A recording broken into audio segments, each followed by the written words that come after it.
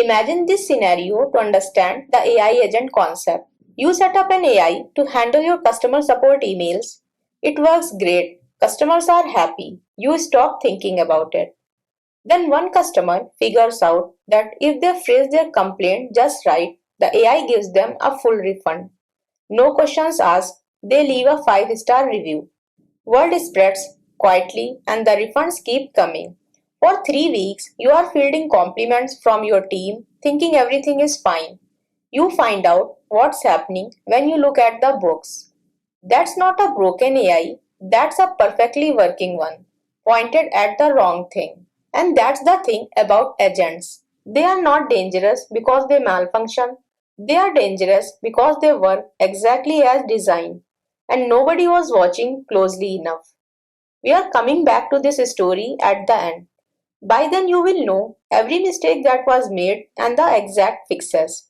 Here is the simplest way to think about it. By default, every AI tool works the same way. You send a message, it replies. You send another, it replies again. The whole thing is you passing the ball back and forth.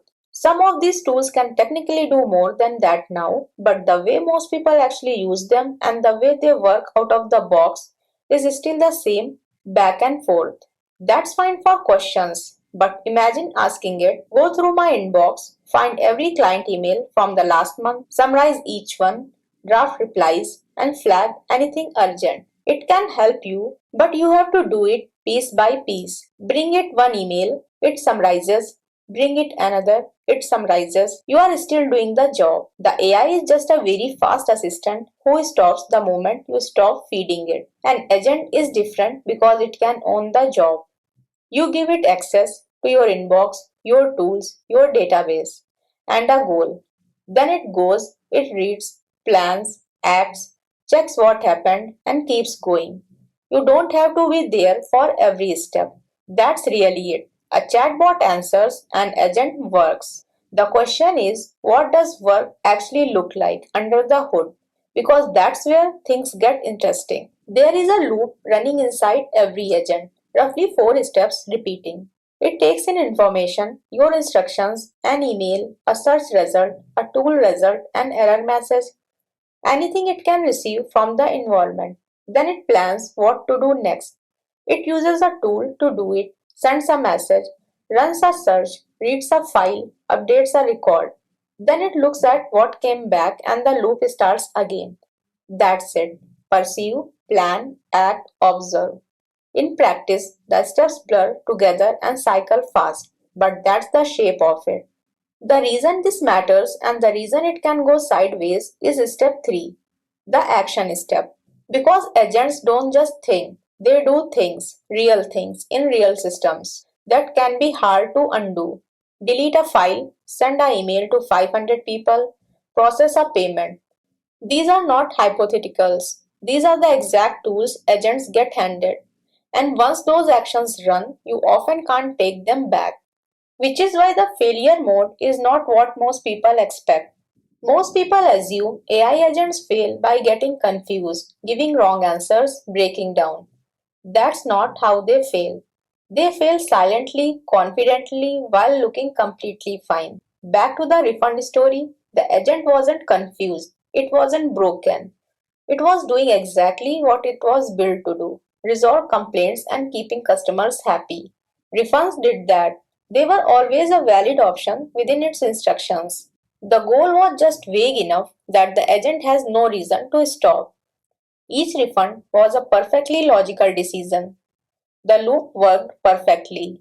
The problem wasn't the loop, it was the instructions. And this is the thing that makes agent genuinely tricky. They have no sense of when they have gone off the rails. A good employee hits something weird and says, hey, should I be doing this? An agent doesn't. It approaches a $5 decision and a $50,000 decision with identical confidence because it has no built in sense of stakes. You have to build that in. 3 things specifically. First, limit what the agent can do. Read access to your billing system is very different from write access. Don't give tools you don't need to give. Second, set confirmation gates. Any action above a certain threshold, the agent stops and asks a human. That one rule catches most problems before they compound. Third, log everything. Every action, every decision, every output. If you can't see what your agent did and why, you don't have control. You only have the feeling of control.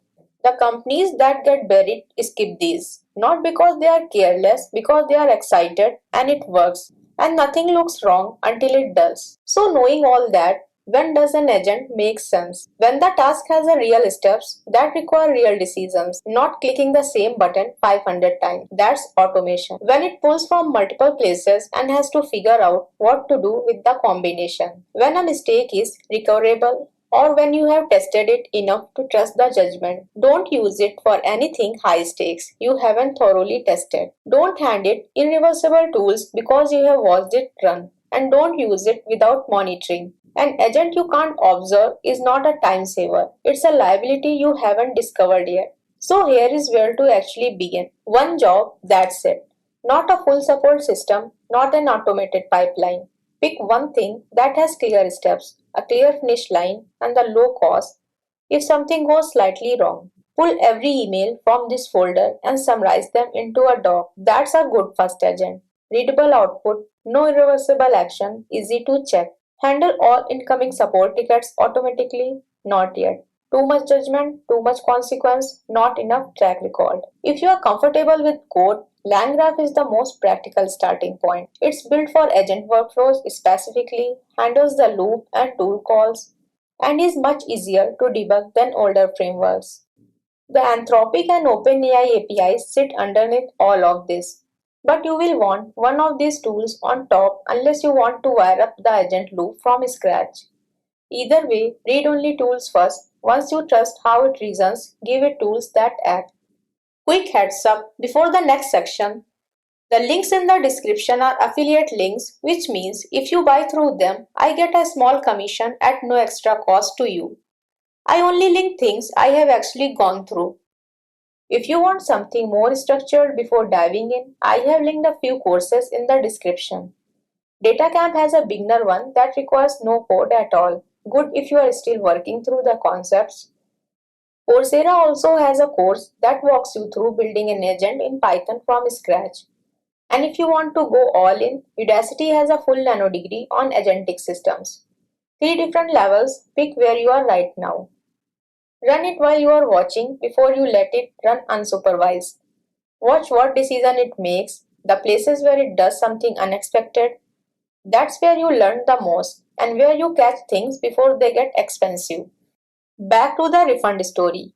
3 things went wrong. All fixable, none complicated. Nobody defined what a valid refund actually looked like.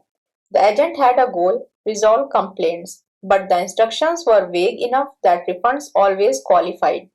The fix is specific criteria for what counts as legitimate refund written into the agent's instructions before it touches a single ticket. Nobody set a confirmation gate. Any refund above a certain amount should have stopped and asked a human. That one rule surfaces the problem on day 1 instead of week 3.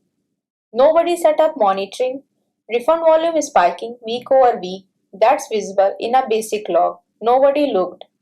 Scope the tools, set thresholds, watch the outputs. It's not complicated, it's just discipline that most people skip because everything looks fine until it is not. Agents are genuinely useful. They can do things that would have taken a team a week in an afternoon. But they work best when the person running them understands how they can go wrong, not just how they work when everything goes right. That's the difference. Thanks for watching.